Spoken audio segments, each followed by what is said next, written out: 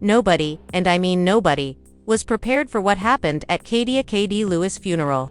1 minute, you're watching reruns of Love and Hip Hop Atlanta, thinking it's all spicy drama and planned pandemonium. The next minute Yung Joc is in the front row, full-on snot, crying, shaking and mumbling words no one could even comprehend. Wait, Joc, the same person who laughed through cheating scandals?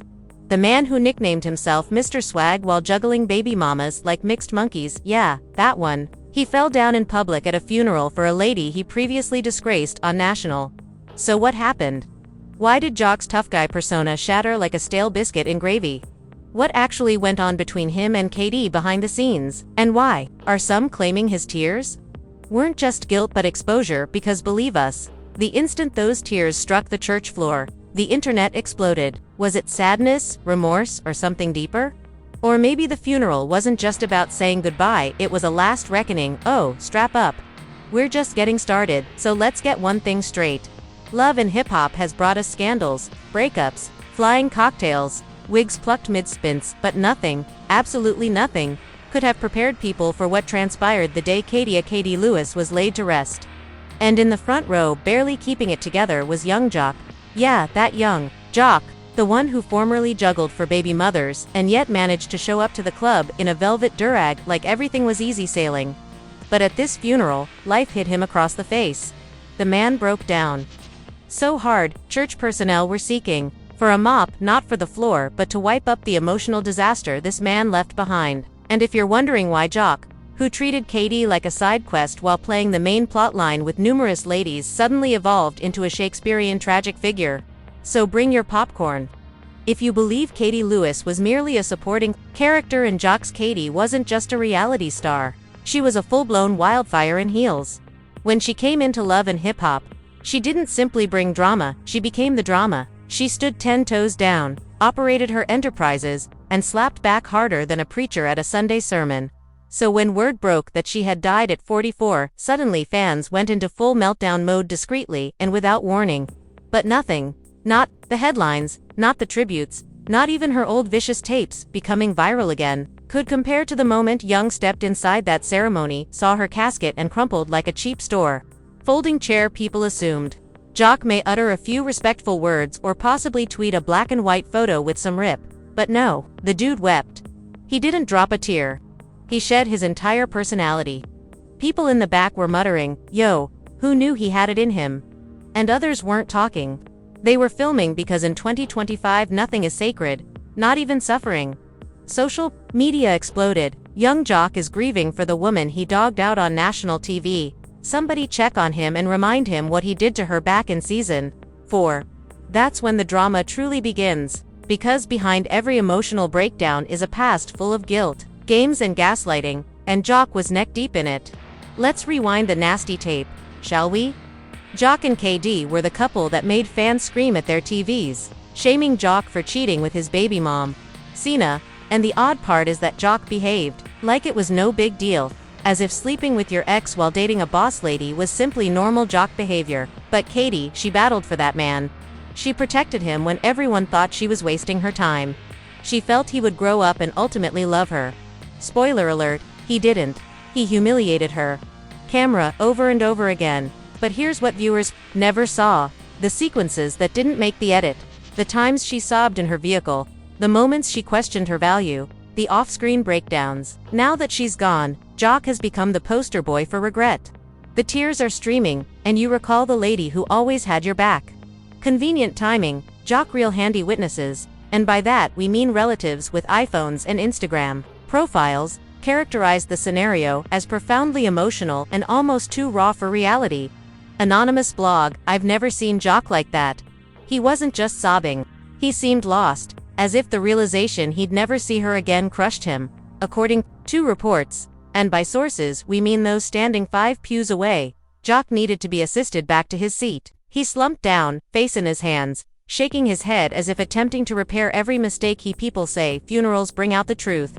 In Joc's case, it brought out the truth in tears, and that's when the rumors began. Here's where it gets heated. Some believe Joc wasn't simply lamenting KD's death, he was mourning what he lost a long time ago. That despite the breakups, scandals, and disrespect, KD was the one who truly knew him, the one lady who saw through the TV. looked through the flashy jokes and flexes and still attempted to love the shattered version of him. But the issue that keeps coming up is, why did he wait until her death to seem like he cared? Is it guilt, regret, or a desperate PR ploy? Because don't forget, this is the same man who once went viral for cheating on KD and laughed about it, the same person who told her you knew what it was when she confronted him on live TV. So fans aren't buying the tears at face value. Some feel it's real, while others claim it's karma playing DJ at Katie's farewell party. And while Joc cried into his sleeve, there were other debates percolating about the difficulties Katie endured before she died and how reality TV may have played a greater role in her demise than anybody imagined. And it brings us immediately into the next part of this complex drama, where Katie's final days, her social media warning flags, and the industry's chilly response focus, because what transpired before the burial could be even more unsettling than what happened during it. Katie Lewis's death didn't just leave people in shock, but also perplexed, seeking for answers in the stillness. While little Joc was breaking down in tears at the burial, the rest of the world was silently unraveling a different narrative, one considerably darker and far heavier. That did not come with background music or commercial breaks. There was no reunion show to explain what went wrong. There were no confessionals, there was only absence and distrust. People close to KD began breaking their silence. At first, whisperers, pals, castmates, hairstylists, and makeup artists said she hadn't been herself. Her laugh had become quieter, her enthusiasm was off. She wasn't showing up for events. Her postings had grown distant. Fans brushed it off, as everyone does. Social media is filled with cryptic captions. But suddenly, every post from KD in the last few weeks suddenly reads like a warning no one caught. She was exhausted, suffering, and most chillingly, she had just started treatment days before she passed. That one. It stopped people in their tracks. Because treatment indicates she was trying. She was looking for assistance. She hadn't given up. She was simply hanging on by a thread, and now she's gone. A close friend anonymously stated that KD contacted her the night before her death. The message was only 3 words: "Pray for me." The buddy didn't think much of it, but the next morning, that text would haunt her. Katie's house was calm when first responders came. There was no mayhem, no flashing lights, just the low hum of sirens and 1 or 2 desperate people. Phone calls, there were no photographers swarming. Her front yard, no public scene. She had already passed by the time the news got online. It was already too late, and from that moment forth questions just became louder. What happened? Where was everyone? Why didn't anybody intervene? Social media detectives went full speed. Bloggers scrambled. Reddit threads popped. Some individuals remarked it was an accident. Others spoke about mental health, but no one could corroborate anything. There was no official cause of death, no family statement, nothing but quiet. There is stillness, and the internet fills in the blanks. A former Love and Hip Hop crew member who decided to remain nameless stated something that sent chills down spines. "You weren't helpful. That was the rule." Which meant that if KD wasn't breaking apart on camera, she didn't have value for the storyline. Therefore, in order to be on the program, she had to keep the drama going even when damaged her, especially when it injured her, and she wasn't the only one, but KD may have paid the largest price. Leaked DMs began to circulate. So post messages from KD to producers begging for a break, pleading for time off. One stated, "I need to breathe, I don't think I'm all right." The response, "Icy, let's just get through this season." Fans couldn't believe it. What season? What could be more important? Throughout her life, it became evident that KD wasn't simply another reality TV name. She was a lady slowly disintegrating behind the scenes as everyone around her tried not to notice. That's how the industry works. You grin on set, break down in private, and they call it entertainment. And where was Yung Joc while all this was going on? He was filming sequences, joking on the air, going on as like KD was just a chapter he'd already flipped. But when she died abruptly, the guilt crept up. And the tears that streamed from his eyes at the burial, that wasn't just sadness, that was a guy tortured by the decisions he can't change. A tweet went viral during the aftermath, saying Katie died trying to be strong. Katie's closest circle knew something was wrong, but they didn't realize how terrible it was. One of her pals said she hadn't heard Katie's true laugh in weeks. Another claimed she sounded hollow on the phone, and one frightening message jumped out. She sounded like she was already gone even though she was still here. The scary moment came when someone discovered KD had recorded a cryptic voice message the day before her death. It wasn't a farewell, it wasn't even sad, it was just too silent, and maybe that's the scariest thing. It wasn't a spectacular finish. It was silent and unnoticed, like most mental health breakdowns are. Khadiyah didn't go out with a headline. She faded and gone before anybody recognized it was occurring. The internet's reaction was enormous. Fans were enraged. They blamed executives, the network, and even kept teams. They replayed previous recordings of Khadiyah being humiliated and discarded. Pushed to the brink, and they started asking the important questions. Why didn't anybody help? Why? Was her anguish regarded as contempt? The production statement was as antiseptic as expected. Thoughts and prayers, condolences. Wrapped like a press release, one follower commented, "You gave her airtime but not support. Now you give her a tribute, keep it." Another remark, read, "Khadiyah was more than ratings. She was a person. She needed treatment, not camera angles." The hashtags started trending. Hashtag justice for Khadiyah. Hashtag protect reality stars. Hash mental health matters. It was no longer just about her. It was about all of them. The ladies who weep off camera. The guys who fake grins. The personalities sculpted for drama and discarded after the program ended. Yung Joc became the face of remorse, whether deliberately or not. His meltdown went viral. Clips of him wiping his face, choking back cries, and storming out of the ceremony were replayed 1,000 times. While some Joc texted someone close to Khadiyah following her death, according to a leaked correspondence. While some sympathized, others saw it differently. "She deserved better from me, from all of us." That message hit hard because it wasn't performative. It felt like a man facing a truth he can't escape. But for Khadiyah's admirers, her family, and those recognized the indicators, that message arrived too late. Her last Instagram story was a blank screen with the words, "I'm tired." That was all anybody thought at the time. Was poetry. Now it reads like a eulogy that no one noticed they were reading in real time, and maybe that's what hurts the most. Not only that she died, but that she died slowly and softly, went ignored by the people who professed to care. This wasn't simply a celebrity death. This was a warning, a wake-up call, and if the industry doesn't heed now, Khadiyah won't be the last. The funeral is finished, the flowers have faded, the hashtags have slowed down, but the questions have just increased. Khadiyah Lewis may be gone, but the havoc she left behind is still very much alive, and the fact is that reality TV didn't just fail her. It chewed her up, spit her out, and then had the arrogance to show a memorial special as if it was closure. But this isn't closure, this is exposure. Let's be honest, when Khadiyah stepped onto the set of Love and Hip Hop Atlanta, she wasn't some frightened wide-eyed beginner. She was a boss. She was feisty, brazen, and loud enough to ensure no one overlooked her. She didn't play parts. She played people who played her. She brought passion, heart, and hellfire to the screen. But beneath the smoke and mirrors, something darker was forming. Fans saw that they missed the wordless sobs of Khadiyah's emotional work as producers shouted more drama, more tears. And that takes us to the most despicable part of this whole issue. The industry recognized this coming. They just didn't care. According to leaked claims from former production helpers, Khadiyah been requesting for a health provision in her contract. She allegedly wanted time to go away during production if she felt overwhelmed. Sounds reasonable, right?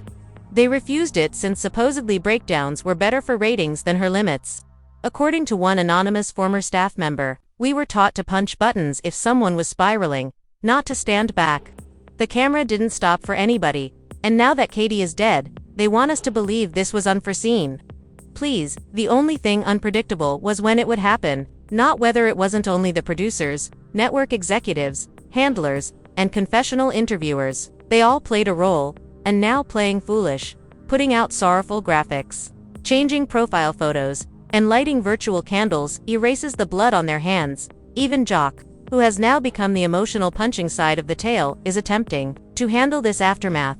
Some fans feel his collapse was real, but others claim it was delayed guilt, a guy mourning not just the lady he lost, but also the manner Joc hasn't spoken publicly since Khadiyah's death.